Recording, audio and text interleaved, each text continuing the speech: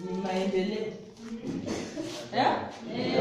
Kila ninapokuja kuna kitu tofauti. Kila ninapokuja kuna kitu tofauti. So ninashindwa kwa nini? Ni BSc. Cooperation. Ndio kitu ya kwanza. Na maanisha tunafanyia pamoja. Sisi wote. Zote tano. Naona kuna wageni tayari wamesimama wamewangoja. Sasa ukicheza wamengojea ile nafasi yako. Mwalimu anasema nje bila amechukua. So mimi nawashukuru sana wanaamboni. Hata mimi vile nimeng'ara wameniambia ni nyinyi. Sikuwa iwaza kwamba naweza kufanyisha divine. Nilishtuliwa tu na mwalimu aliniambia pesa.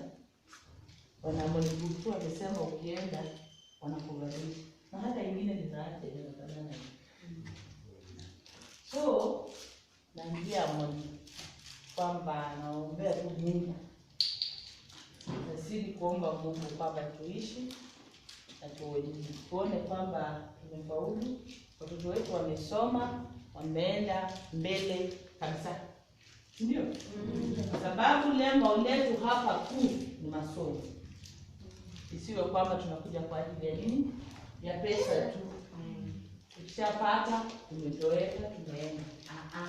Tuangalie kwamba hii pesa ninapokopa, ninapochukua, inasaidia mtoto wangu katika yale masomo ambayo natarajia awe ndani. Kwa sababu tulisema ni wazazi ambao wako wapi? Shuleni. Hatuendi kutafuta mzazi nje. Ingekuwa kwamba tunafanya na wale watoto wengine pia, hatungekuwa tunaangalia masomo. Lakini lengo letu kuu kuangalia kwamba tumefanya na kila mtoto akuzile. It is my first time kusikia mtihani wa hapa.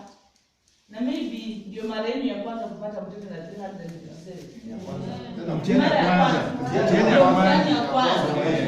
Inamaanisha kwamba ule mchango, kwa sababu tangu muingia hapa nimepata ushuhuda kutoka kwa mwalimu mkuu akisema mmefanya mengi mazuri ambayo imefanya walimu wamebaki wameshikana. Mnawapea lunch, mmeprovide viti, walikuwa wanasimama, shule bado iko changa, walikuwa sijui wanafanya nini, mnawalisha. Juzi nimekuja hapa nimewavalisha, nimewapea blanketi kila mwalimu, nimefanya kila aina. So hii inafanya mwalimu anarudi karibu na nini? Na mtoto. Si ndio? Hakuna vile mtoto atakosa kupita. Na wale wazazi ambao wanajitenga na shule kwamba wanasema, mwalimu tunataka